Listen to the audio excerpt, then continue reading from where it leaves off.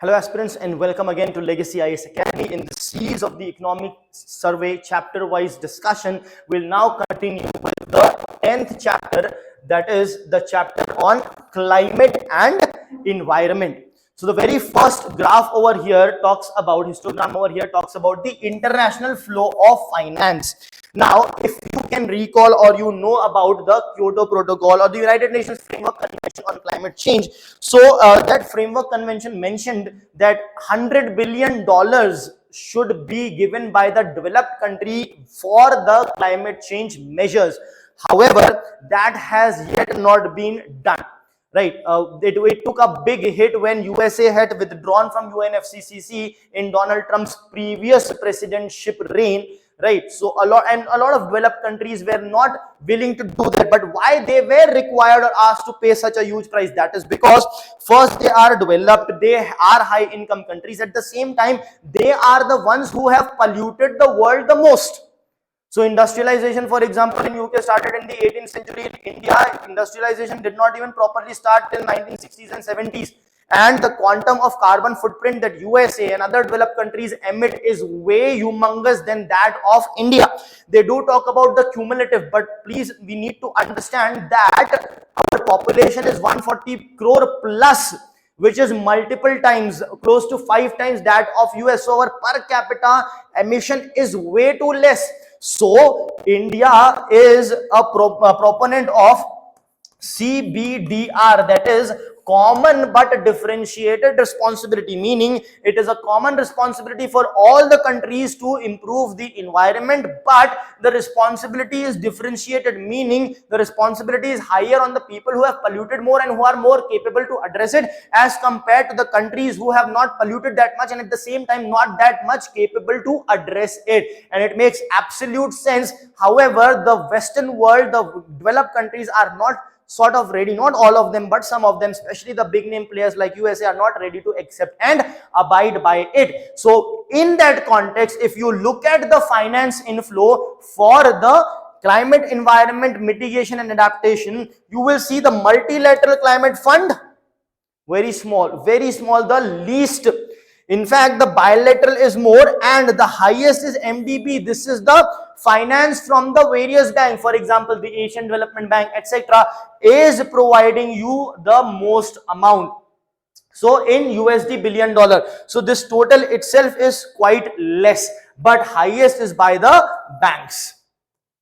Now, banks in the form of soft loans, etc. Right. Now, if you look at the same time, the irony of it all is, the developed countries should do more, but India actually is doing way better than majority of the countries, including the majority of the developed countries. The amount of effort we are doing, the amount of impact, the amount of improvement that we are having is really credible, and a lot of international organizations have also praised India for the same. So if you look at India's installed capacity, coal earlier used to be very high, now it has reduced. It was over 60% of coal energy production. Now it has gone down to 46. At the same time, if you look at solar, in renewable energy, solar is the highest at close to 21%, over 20%. Then you have wind and hydro. So if you combine these four and other renewable energy, so this is also part of renewable energy, if you combine all this, you have 20, 30, 40, close to 45%, which is a very great figure. Plus we have 1.8% of nuclear and 5.4% of gas. So this 5.4% of gas plus 46% of coal, total sums up to over 51.6% is from coal plus gas, but the ratio of solar, wind and hydro is also quite high. Now, so that was the energy scenario. Now in this chapter we will also be dealing with various measures that we can take to improve the climate and sustainability scenario. So there are very small things, small efforts that the economic survey asks us to do with huge impact, and that one effort is related to the food wastage. So according to certain estimates, it has been said that 17% of all food that is available that is available worldwide is wasted annually. So if you have 100 kgs of rice, 100 kgs of food, 17 kg is wasted. So it is close to 1/5 of the food is wasted. Now this amounts to 8% of global greenhouse emissions. So this is amounting to that. It is also said that if food waste was a country, that means the quantum of food that is being wasted, if there would be some amount of emissions that is required to be done to create that food, if we took those waste foods emission to be the emission of a country, then that would be the third biggest polluting country. That is what this quote unquote from economic survey says, that if food waste were a country, it would be the third largest emitting country in the world. Now this is actually a very shocking fact. Probably we already knew it, but the thing is the focus is not there. So simply if we can reduce this wastage, not only we will reduce the emission, but also the hunger issue can also be addressed, the food availability can be addressed, the food prices can be brought down, the food availability, accessibility, economic as well as physical can be addressed with this. Now, if we look at country-wise contribution of fossil fuel, you saw India's contribution. Now, let us look at the country-wise fossil fuel contribution. So, if you look at Canada, in 1992, Canada was consuming 62.2% of energy through fossil fuel. Now, that has increased to 65%. In fact, it is now higher. Now, in US, it has reduced from 87 to 80, but still 80 is a very high number. In UK, it has reduced from 90 to 74, but 74 is still high.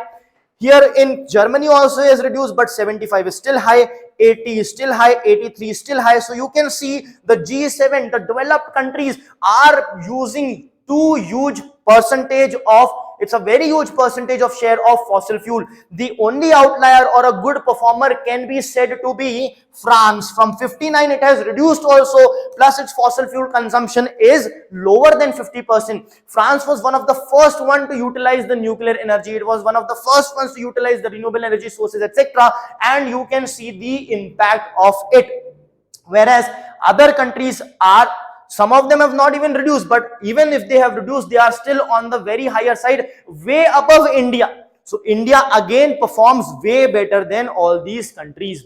Now, growing generation from non-fossil fuels. So this you can see, if you compare India from, and now that was a comparison of 30 years. Now this just in 10 years, see India's performance in less than 10 years, from close to 80% use of fossil fuel, we have gone down to 77%. Now this is so less as compared to so many countries. Look at 80%. You look at again 80.7%, 83.4%. You are talking about countries like Japan, technologically advanced, Western world, European country, Italy. At the same time, you have US. The quantum is also high. The percentage is also very high. Now, of course, this graph also represents the growing increase in the non-fossil fuel generation, which you can see is continuously growing. So from 233.6 to 420 in just a span of 10 years. Now, once we have looked at this, let's look at a very interesting graph that has been given over here. It is with respect to the air pollution of Delhi. So this gives you the air quality index month-wise trend in Delhi. So if you look at that, you will realize that the lowest is in August, September. The air quality is sort of close to, or you can say below 100 as well. But it goes very high. When it goes very high in November and December period. In November and December period, it is going very high. It is going at an average of 400. Now, why is this so important? It is important to understand the month-wise distribution in order to address this. Why it is happening in November, December? One of the reason is stubble burning also, because at the end of October, stubble burning happens at the same time. So end of October or beginning of November, stubble burning happens at the same time. winter kicks in. So when winter kicks in, stubble burning is happening, the smoke and all is not even escaping, it is remaining at a very low level, leading to degraded air quality. At the same time, formation of smog. Smog means smoke plus winter fog. Smoke of this pollution as well as fog of the winter gives you smog. So smog is what? It is nothing but smoke plus fog, and due to winter this is not even escaping and it is remaining, it is persistent. That is why high amount of pollution and bad air quality. Now, one solution which economic survey doesn't actually mention, but it is a very recent solution that has come into news, the new variety of pusa rice. So the variety of pusa rice that is grown presently requires 150 days. The new variety would require around 125 days to 25 days less, with close to same productivity. So what will happen? Instead of burning of stubble in close to November, it will be burnt at end of September or in beginning of October, before the winter kicks in. So at that time, what will happen? This pollution will escape and not be stagnant at the lower level. That is one solution that we can look at. The other solution, of course, being incentivizing the farmers to not do stubble burning. Why do they burn the stubble? Why not remove it? Because it requires extractor, the machine, which will be costing them. Small and marginal farmers cannot do that. It is not an economically efficient way to do it. Rather, now the other way is to use manual labor. Now manual labor, again, small marginal farmers cannot afford it.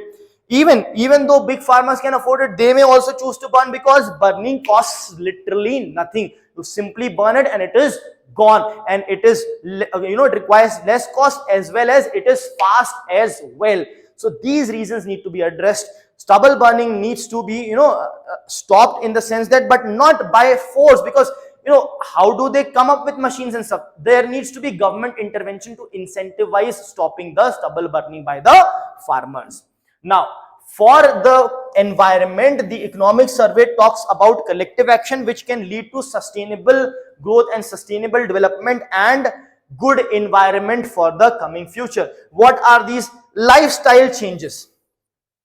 So, lifestyle change: by 13% of global population can reduce carbon emission by 20%. See, basically they have identified the high carbon emitting groups, how much they are emitting and what changes they need to make. So if just those 13% of the population can make the changes, 20% of emission will go down.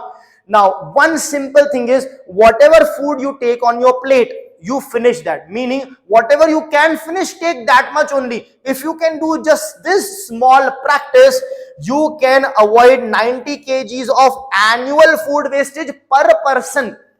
Right? Now imagine, this especially happens a lot in the wedding, in the buffet, or any other buffet. If you go to, you take as much as you can, so you don't have to come again, or you may think the food will get over, or whatever it is, you take as much as you want and then you waste it. So don't worry, the food is there. The people who arrange for events, they do prepare a good amount of food. So don't worry about that. Take as much as you can only and try to finish off the complete food on the plate. It can reduce this much amount of wastage. It would literally end world hunger. Then at the same time, carpooling can also help reduce the fuel production.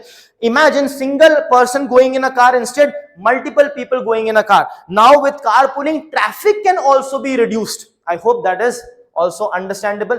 And then recycling 1 ton of newspaper can save 25,000 liters of water. So recycling is also a way forward, not just of newspaper but other recyclable material as well. So these things, if we can do, carpooling, finishing off the food from the plate, very simple. Each and every Indian citizen who can, if we can do that, it is really going to help, because collectively it is going to play a huge role. Thank you.